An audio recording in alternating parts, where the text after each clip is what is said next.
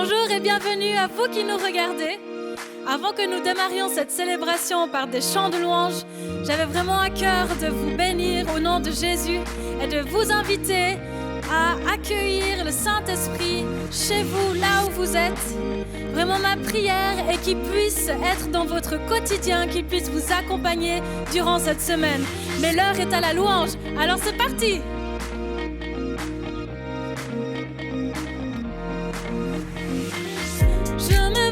Car je sais qu'avec toi, tous mes rêves ont un sens. Je veux vivre ma vie pour toi.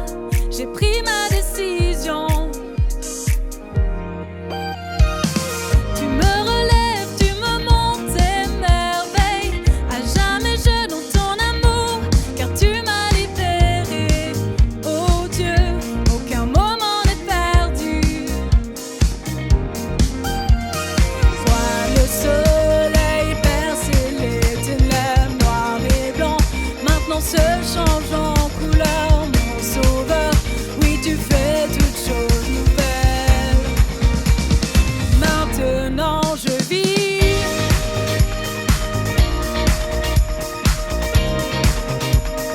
Maintenant je vis.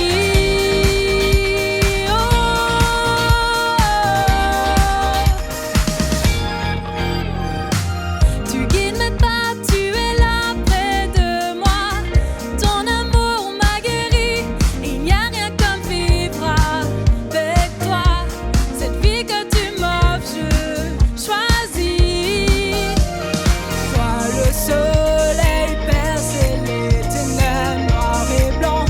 Maintenant se change en couleur, mon sauveur. Oui, tu fais toutes choses nouvelles. Maintenant je vis.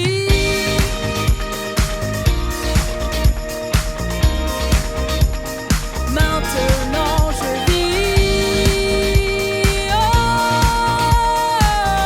Ensemble emmène-moi. Mène-moi plus loin qu'auparavant. En ton amour je prends mon essor. Ta liberté est une porte ouverte. Tu es tout pour moi et plus encore. Ensemble, venez avec moi.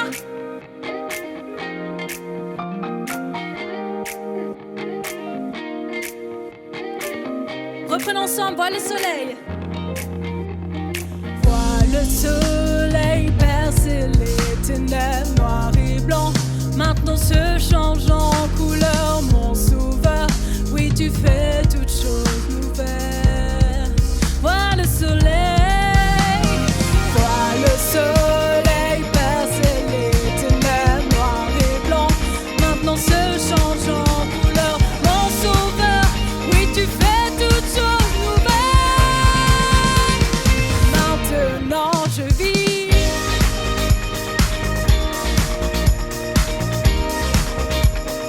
Maintenant je vis.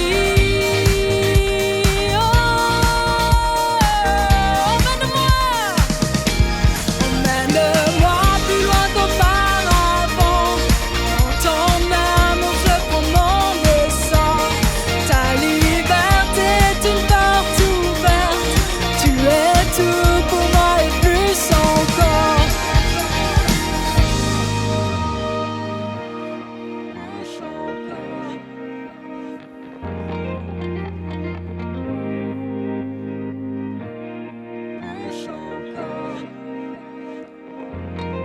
Emmène-moi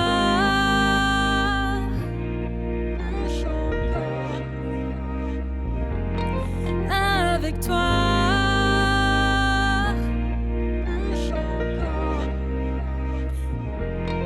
Emmène-moi.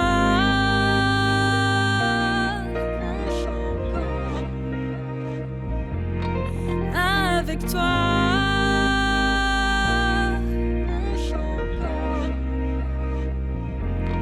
Guide mes pas, guide mes pas, guide mes pas, guide mes pas, guide mes pas, guide mes pas, guide mes pas. Là où je ne peux aller seul.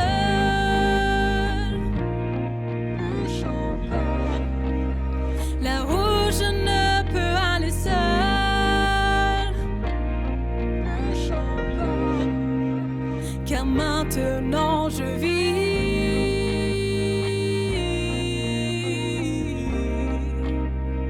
Maintenant je vis.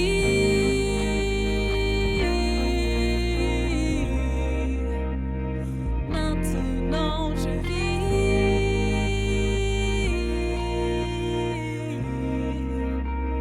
Maintenant je vis.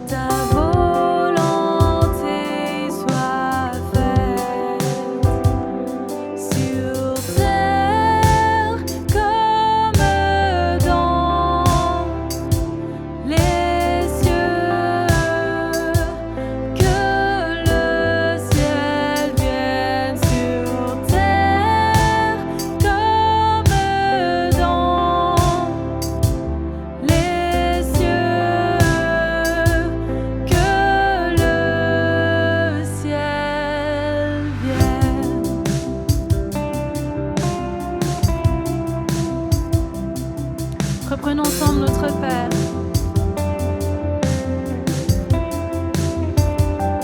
Notre Père dans les cieux, ton nom soit sanctifié,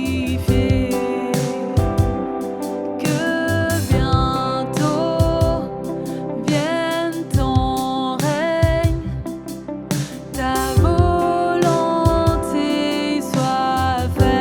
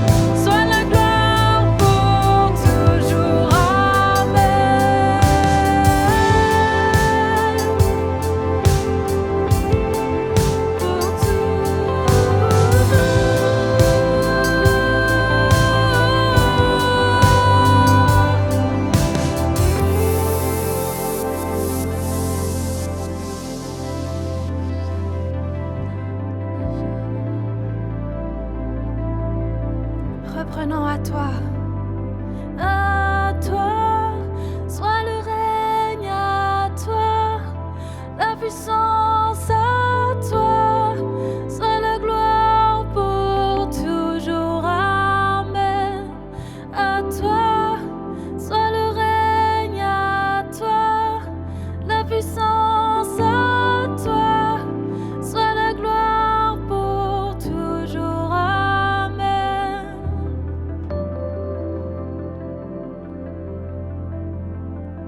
Pour toujours. Amen. Que le ciel vienne, que le ciel vienne, que ton ciel vienne, que ton ciel vienne. Je vous invite à reprendre ce moment. Que ton ciel vienne, que ton ciel vienne. Comme je l'ai dit avant, invitez le Saint-Esprit chez vous. Viens. Que ton ciel vienne. Tu foules la terre de tes pieds. Tu foules la terre de tes pieds. Et ta présence se répand. Et ta présence se répand. Tu exposes nos cœurs à ton amour. Tu exposes nos cœurs à ton amour. Et ton Saint-Esprit se révèle. Et ton Saint-Esprit se révèle. Que le ciel vienne. Que le ciel vienne.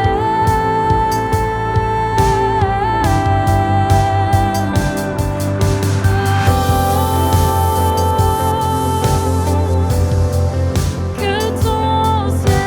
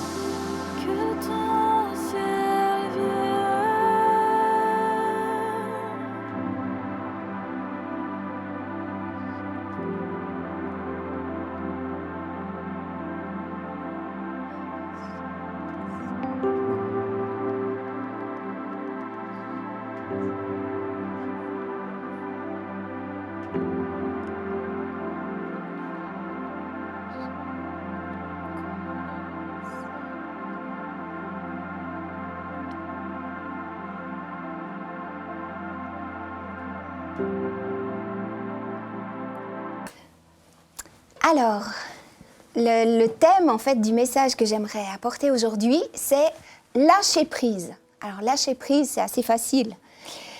Parce qu'en fait, au moment où tu lâches prise, dans plusieurs domaines de ta vie, Dieu prend le relais et tu commences comme à prendre de la hauteur, tu commences à prendre de l'altitude et tu vois la situation avec un autre regard, une autre perspective. Donc le lâcher prise dans nos vies, quand Dieu met le doigt et te dit là, tu dois lâcher prise, c'est vraiment important qu'on le fasse. Dans Jean 8, au verset 31, il est dit, si vous demeurez dans ma parole, vous êtes vraiment mes disciples. Vous connaîtrez la vérité et la vérité vous rendra libre. Et dans Jean 8, 36, si donc le Fils vous libère, vous serez réellement libre. Donc il y a une liberté que Dieu nous offre quand on lâche prise, qui est juste extraordinaire. Alors être des hommes et des femmes qui lâchent prise sur l'offense, sur leur passé, au travers de la victoire qu'on a acquise à la croix, au travers de Jésus-Christ, de ce qu'il a fait, de ce qu'il a accompli, c'est quelque chose qui est extraordinaire et qui transforme et qui bouleverse une vie. Et je dirais, peu importe notre passé, on a accès à une vraie liberté, une véritable liberté. Alors je ne parle pas de l'illusion de la liberté, quand on a le sentiment qu'on peut faire tout ce qu'on veut, mais cette vraie liberté authentique qui amène de la joie, de la paix, et on en a déjà parlé pendant la célébration, aussi ce cœur à cœur avec Dieu, ça c'est la vraie liberté. Et on est en 2021, et là le monde fait face vraiment à quelque chose qu'il n'a encore jamais vu, qui est cette pandémie qui se manifeste en fait dans le monde entier. Et on vit une situation dans ce pays de la Suisse qui en fait a toujours été réputé, la Suisse a toujours été un pays qui était stable, un pays qui amenait la sécurité, où on se disait mais là tout est inébranlable, immuable, on ne va pas pouvoir ébranler ou quoi que ce soit. Une stabilité incroyable, mais il n'y a jamais eu autant d'incertitudes quant à l'avenir que dans cette période qu'on vit. Et autant de craintes face à la maladie, à l'insécurité, à la perte d'un emploi ou des entreprises qui sont en train de perdre pied. Plus d'avenir pour les jeunes, beaucoup de dépression, d'angoisse. En fait, on vit des temps qui sont vraiment difficiles. Mais au milieu de cela, Dieu veut nous libérer de la crainte, de la peur, de notre passé, des offenses ou des blessures dans nos vies que l'on a. Parce qu'à ce moment-là, quand on est guéri complètement, on peut communiquer l'espoir et l'espérance à toute cette génération qui est là. Et on peut être vraiment des communicateurs de la bonne nouvelle, des communicateurs de ce que Dieu a accompli. Alors, je vais commencer avec une femme dans la Bible. C'est vrai qu'on parle souvent de personnages masculins, très souvent, mais là, j'ai envie de parler d'une femme. Alors, c'est pas femme ou homme, c'est complètement égal. Là, il se trouve que c'est simplement une femme. À l'époque du livre de la Genèse, les femmes étaient très peu considérées, vraiment très peu. En fait, c'était juste une simple propriété, par exemple pour leur mari.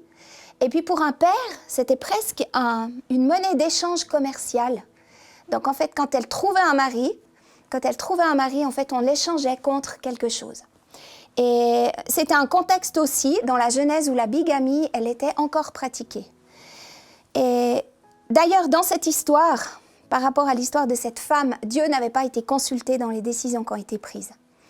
Alors, c'est l'histoire de cette femme, et on va commencer en fait par son père qui s'appelait Laban, qui était un éleveur très riche, prospère. Et cet homme-là, il avait 2 filles. Il avait la première qui s'appelait Léa, et la cadette qui s'appelait Rachel. Et il est dit que Léa avait des yeux délicats. Voilà, c'est comme ça qu'on la présentait. Elle avait des yeux délicats. Et si on regarde ce que veut dire délicat, c'est tendre, délicat, faible, craintif et doux. On ne dit rien sur sa beauté ou sa taille, on dit juste qu'elle avait les yeux délicats. Rachel, la cadette, il est dit qu'elle était belle de figure et belle de taille. Dieu est toujours juste, mais la vie, elle ne l'est pas toujours.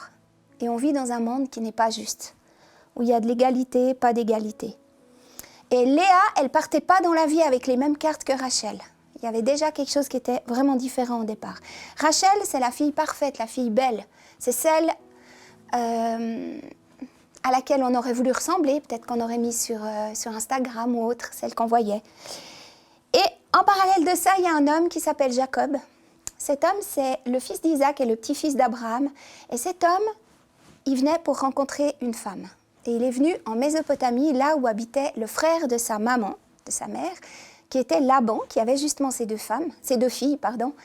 Et en fait, il arrive là, et quand il voit Rachel, il tombe amoureux direct.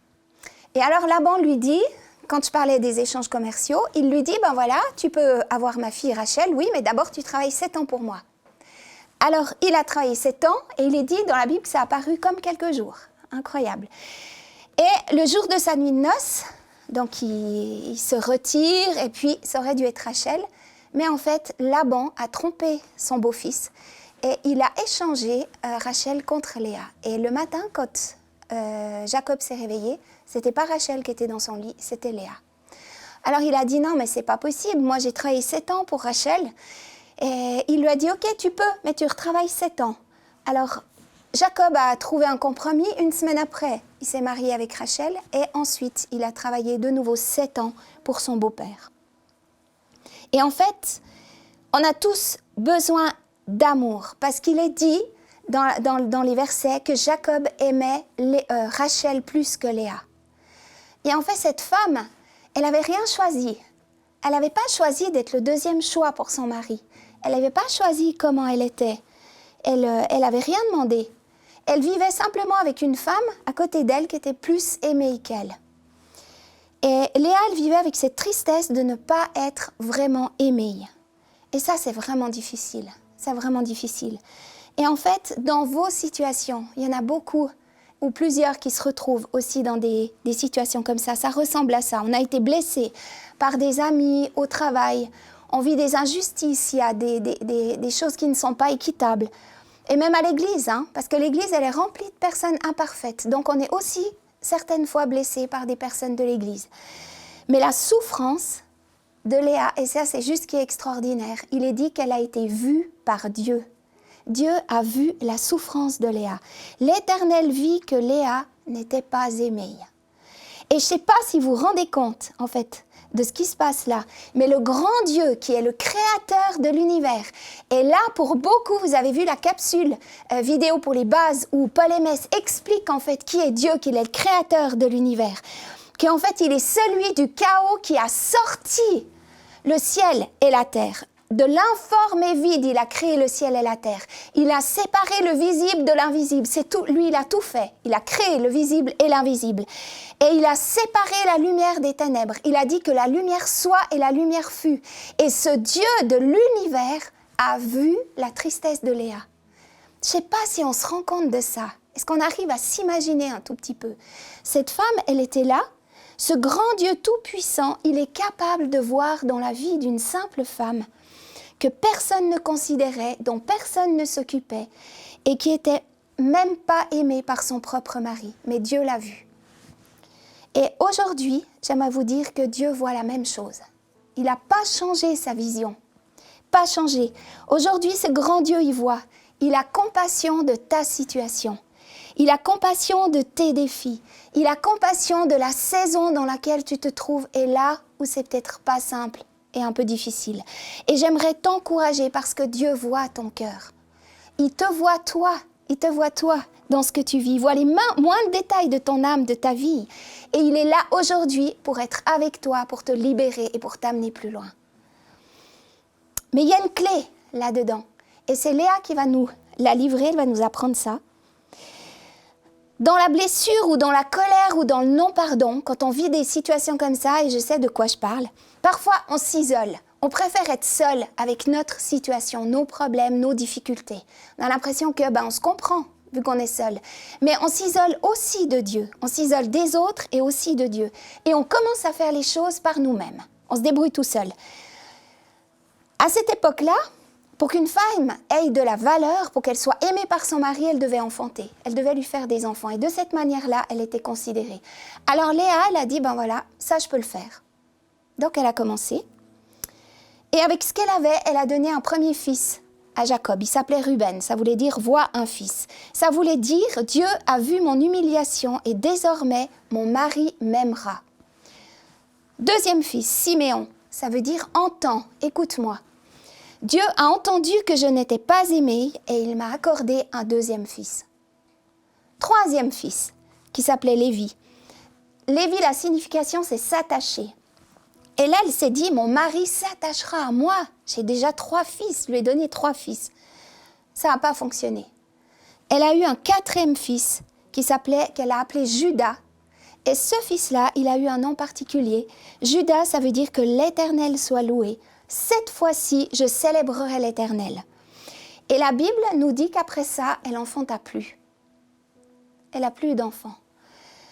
Et c'est comme si cette femme, un être humain qui est de la même nature que toi ou que moi, elle comprend que dans l'offense, elle ne peut pas contrôler la situation. Elle ne peut pas faire par elle-même. Alors elle choisit de dire à Dieu, et son attitude, c'est ce qu'elle a dit, « Prends ma vie, je lâche prise, je lâche cette injustice, je te la donne, et que l'Éternel soit loué au travers de ce que je vis, même si ce n'est pas facile. » Et toi qui entends ce message, est-ce que tu peux t'identifier à Léa? Homme ou femme, on est fait de la même pâte humaine. Est-ce qu'on peut s'identifier à Léa? Est-ce que l'offense ou l'injustice du passé, ça t'empêche de rentrer dans ton avenir, dans le présent, dans ce que Dieu veut faire avec toi, dans ta destinée? Est-ce que toi qui regardes ou qui écoutes, tu peux mettre des mots sur ce qui te retient dans le passé, sur ce qui t'empêche d'aller de l'avant? Et est-ce que tu peux dire avec moi, je lâche cette injustice, je lâche cette blessure, je lâche ce divorce et la honte qui s'y attachent. Je lâche ces paroles blessantes. Je lâche l'amertume qui ronge mon cœur. Je lâche cet enfant qui blesse mon cœur. Je lâche l'injustice de la perte de mon travail. Je lâche des gestes de mort qui m'ont détruit. Je lâche mes finances. Je lâche la colère et l'amertume face à Dieu. Parce que je ne comprends pas pourquoi il n'est pas intervenu plus vite.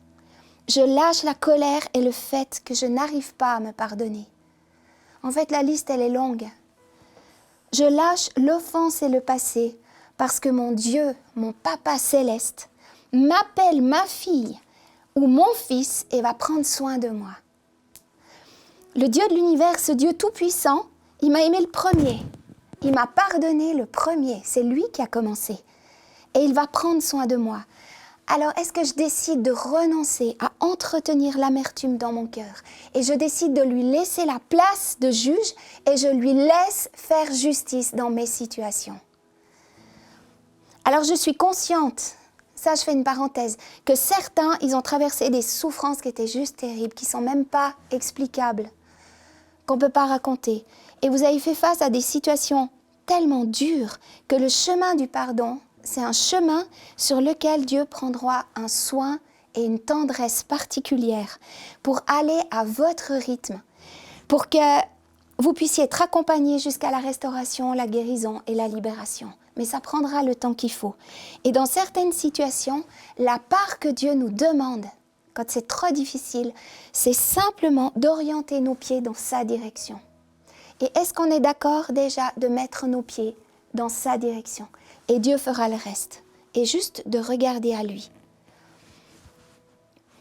Et pour chacun d'entre nous, on a été confronté à des injustices, on a subi des offenses, on a été peut-être blessé d'une part, d'une autre. Et dans ma vie, certaines choses m'ont rongé intérieurement pendant des années, pendant longtemps. Et j'avais l'impression, moi, que si je lâchais ces situations, c'est comme si c'était pas important. Et ce que j'avais vécu, ça n'avait pas de valeur. Et là où on m'avait blessé, c'est comme si c'était rien, parce que j'étais d'accord de lâcher. Et que ceux qui m'avaient fait du mal, ils étaient innocentés. Et je disais à Dieu, mais ça, c'est pas juste, je peux pas lâcher comme ça. Je peux pas. Et dans un tête-à-tête, enfin, il y en a eu plusieurs, avec mon Papa céleste, et avec mon caractère et ma caboche, ça a plutôt été un bras de fer. Et ça a fini avec des torrents de larmes, jusqu'à ce que j'arrive à comprendre l'amour de Dieu pour moi et que le fait de lâcher prise et de laisser aller l'offense, de rentrer dans cette démarche de pardon, faisait que moi je devenais libre et que moi j'étais libre de tout ça. Mais ça a été dur. Alors oui, c'est pas juste. Oui, j'ai pas de contrôle sur la situation. Ça, c'est la réalité. Mais j'ai un contrôle sur ce que je vais choisir de faire avec cette situation. Lâcher prise et laisser le contrôle à Dieu.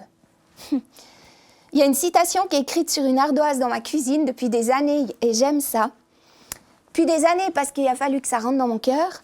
Ma façon de gérer les déceptions d'aujourd'hui, l'injustice, les blessures, déterminera les fruits de demain. Et c'est toujours écrit. Donc ça veut dire que j'en ai toujours encore besoin. Dans la prière du Notre Père, il est écrit au verset 12 « Pardonne-nous nos offenses comme nous aussi nous pardonnons à ceux qui nous ont offensés. » Pardonne-nous nos offenses, oui, Seigneur, je sais que j'ai péché, je sais que j'ai besoin de ton pardon, je sais que j'ai fait de la peine à beaucoup de personnes. Et là, je reçois vraiment ce pardon, je te demande pardon pour ça et je reçois ton pardon et ton amour incroyable. Ensuite, on continue. Comme nous aussi, nous pardonnons. On pardonne à qui? À ceux qui nous ont fait quoi? Qui nous ont offensés. Dire, je te pardonne de tout ce que tu m'as fait, tout est bon, ça vaut rien du tout. ça vaut rien. Parce qu'on fait un package comme ça et puis on le balance. Et en fait, ça, c'est pas la bonne chose. Il y a des étapes qui sont nécessaires dans une démarche de pardon. Identifier et nommer l'offense. Déjà, pardonne-nous nos offenses comme nous pardonnons aussi à ceux qui nous ont offensés. D'abord, on reconnaît l'offense. On la nomme, on exprime notre détresse. Ensuite, on se débarrasse de toutes les accusations qui nous pèsent dessus parce qu'on n'a pas tout fait juste. On n'a pas été tous corrects. On décide de pardonner à la personne qui nous a offensés et qui nous a blessés. On met un nom dessus et on décide, on choisit. On choisit de libérer cette personne qui nous a blessés. On la libère, sachant que c'est nous qui serons libres en premier. Ensuite, je demande à Dieu une restauration, une guérison profonde de ce qui a été abîmé dans ma vie. Et ensuite, je décide de lâcher prise sur ce qui s'est passé et de ne plus revenir sur cet acte de pardon. Et ça, c'est une démarche qui est importante à faire. C'est vraiment comme ça que Dieu nous l'a demandé.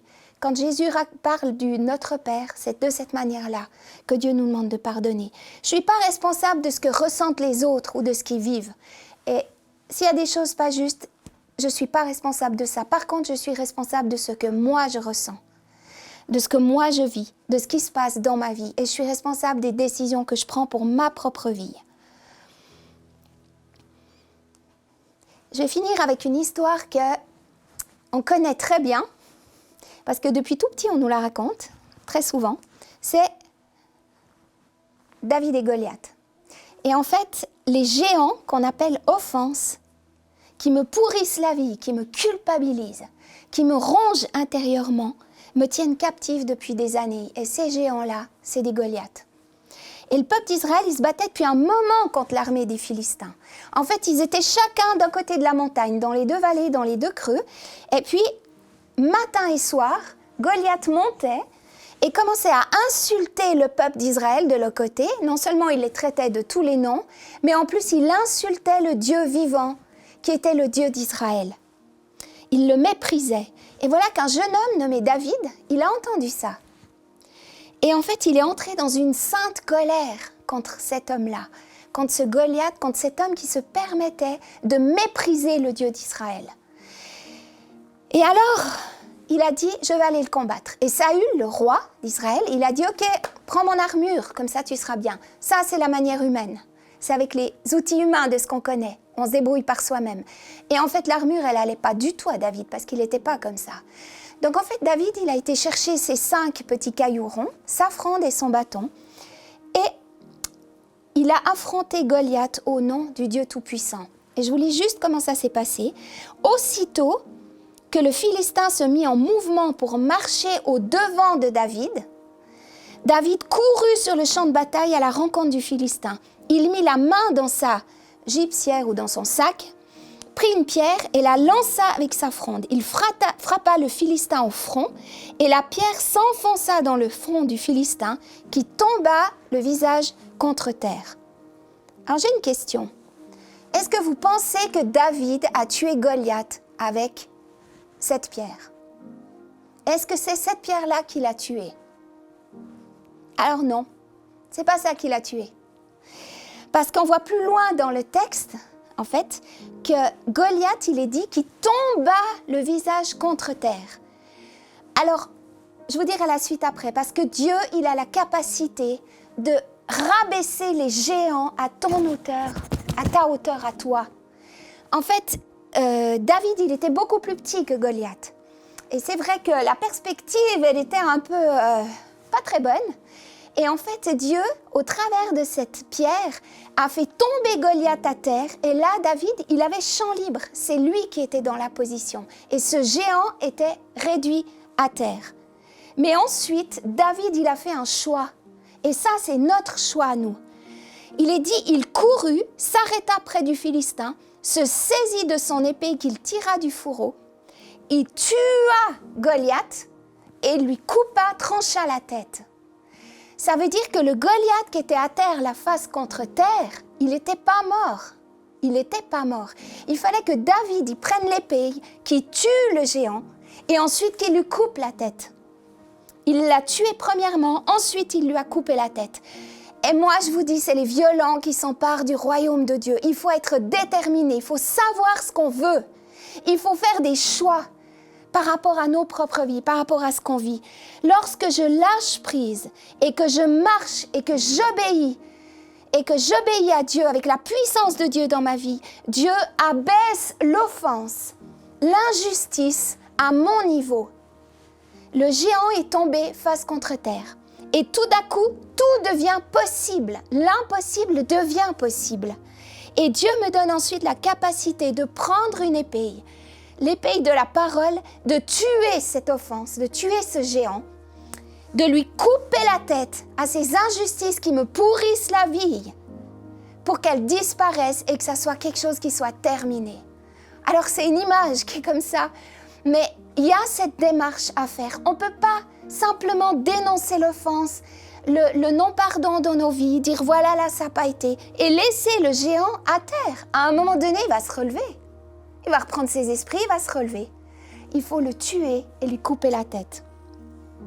Et ce qui est intéressant, c'est que Saül, le roi d'Israël, pendant qu'il voyait David, pourtant il l'avait déjà vu, lui avait prêté son armure. En fait, il dit, mais c'est qui ce jeune homme qui a tué et coupé la tête de Goliath? Il pose la question à ses généraux qui étaient autour de lui. Et moi, ça me touche, parce que vous savez, le diable, l'accusateur, il se tient près de Dieu et il accuse jour et nuit tous ceux qui servent l'Éternel. Il les accuse. Et l'ennemi doit souvent se dire, mais qui est cet homme? Qui est cette femme? Qui est ce jeune qui choisit de demander pardon, qui décide de pardonner l'offense et l'injustice, qui tue et coupe la tête de cette injustice et de cette offense? Qui est cet homme et qui est cette femme et qui est ce jeune? Et Dieu répond avec une immense fierté. Je pense qu'il doit se lever de son trône tellement il est heureux. Et il dit, celui-là, c'est mon fils. Celle-là, c'est ma fille. C'est mon fils, ma fille bien-aimée. Voici celui qui a choisi de marcher dans le chemin que je lui ai montré. Un chemin de renoncement à ses droits, de lâcher prise. C'est un chemin de liberté, un chemin d'autorité et de victoire. Et j'aimerais prier avec tous ceux, si tu es là et tu t'es reconnu dans cette situation, au travers de ce message, tous ceux à qui Dieu a parlé et dans ton cœur tu sens qu'il y a une démarche que tu dois faire, que peut-être souvent tu as abattu Goliath, tu as battu ce géant, mais tu l'as laissé par terre. Tu n'as pas été jusqu'au bout de la démarche. Et j'aimerais pouvoir prier avec vous. Dieu Tout-Puissant, Papa, vraiment ce Père tellement extraordinaire qu'on a et qui est là avec nous. Je proclame que tu lèves un peuple de fils et de filles qui marchent dans l'autorité et la victoire. Et c'est ce que je proclame sur chacun d'entre vous, dans ma propre vie, sur nous qui sommes ici. Un peuple de fils et de filles qui marchent avec autorité dans la victoire. Dans les vies de tous ceux qui aujourd'hui ont décidé de se lever pour affronter leurs géants. J'active un courage, une force, une détermination à lâcher prise, Vous renoncez à vous faire justice. Et ça, je le proclame au nom du Dieu Tout-Puissant. Vous renoncez à vous faire justice. Vous lâchez l'offense, vous la remettez à Dieu. Et vous commencez à marcher dans ce chemin du pardon. Et en ton nom, Jésus, je libère les volontés, je brise les jougs et la servitude qui est restée, qui vous avez lié, qui vous ont lié depuis tellement de temps, peut-être certains, c'est des années. Je vous libère de ce joug, je vous libère de ces liens qui vous ont asservis au nom du Dieu Tout-Puissant. Et je vous oins par la puissance de Dieu, je proclame que vous êtes libres maintenant. Libre de choisir, libre de décider où vous voulez marcher, libre de prendre les décisions que vous voulez pour être libéré, pour entrer dans votre destinée. Votre destinée, elle est réactivée maintenant, en ton nom Jésus. Elle est réactivée. Et je voyais que pour certains, c'était comme s'il y avait eu un stop. Quelque chose où vous ne pouviez plus et vous vous tourniez de gauche à droite et vous disiez « Mais en fait, Seigneur, je ne comprends pas. J'avais des choses dans mon cœur. Tu m'avais appelé pour certaines choses. Mais j'arrive plus, je ne sais pas comment faire. » Eh bien là, Dieu ouvre les portes. Parce qu'à un moment donné, les choses sont réactivées dans ta vie, parce que tu choisis de marcher dans ce chemin du pardon, dans ce chemin où tu lâches prise sur l'offense. Tu deviens une source de bénédiction pour tous ceux qui t'entourent. Et je le proclame dans vos vies, à chacun, en ton nom puissant, Jésus. Amen. Amen. J'aimerais vous dire, je vois Dieu qui se lève. Comme je l'ai dit avant, il se lève de son trône et il dit, voilà mon fils, voilà ma fille bien-aimée. Voilà ceux qui vont marcher, qui vont avoir une vie, qui feront la différence autour d'eux. En fait, voilà, il explose de fierté et je me réjouis de voir ce que ça va faire. Parce que vous savez, on prie souvent pour le réveil. Mais en fait, le réveil, c'est toi. C'est toi le réveil. Tu es l'instrument du réveil que Dieu veut utiliser. Et dans la mesure où tu marches vraiment dans ce que Dieu veut, où tu règles ta vie, où tu lâches prise et où tu te lances et tu y vas dans ce que Dieu t'a montré, tu es cet instrument du réveil qui va faire la différence et qui va amener le feu partout où tu vas aller. Et je vois des feux qui s'allument partout. Alors je vous encourage vraiment à rester dans la présence de Dieu dans ce prochain chant, mais à vous réjouir des victoires qui ont été acquises aujourd'hui par votre obéissance et par notre obéissance. Merci.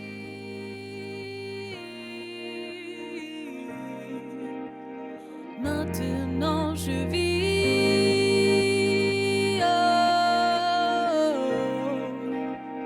Maintenant je vis.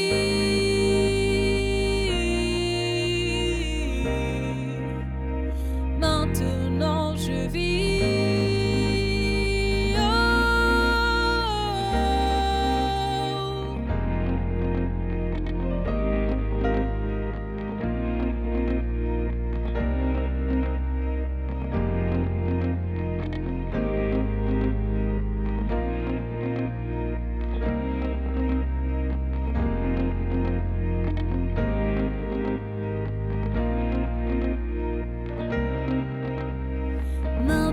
Maintenant je vis.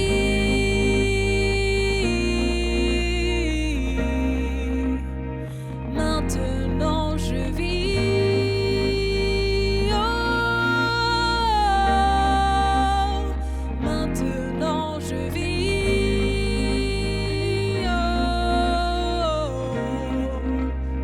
Maintenant je vis.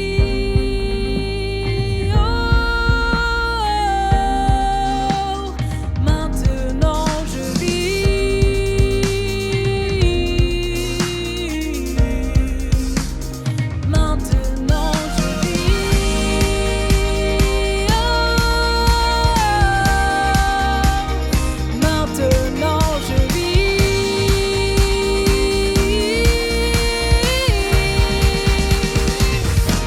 Emmène-moi plus loin qu'auparavant. En ton amour je prends mon essor. Ta liberté est une porte ouverte. Tu es tout pour moi et plus encore.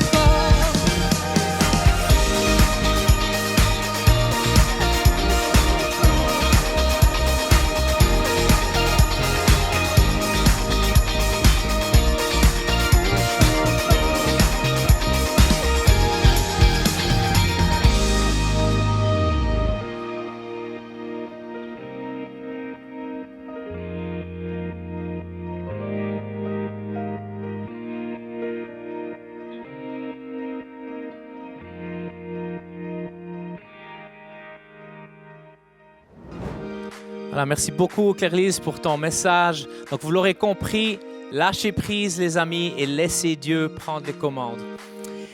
Si vous avez des questions suite au message ou un besoin quelconque pour lequel vous aimeriez qu'on prenne du temps pour prier avec vous, prenez contact avec notre bureau et on se fera une joie de vous recontacter.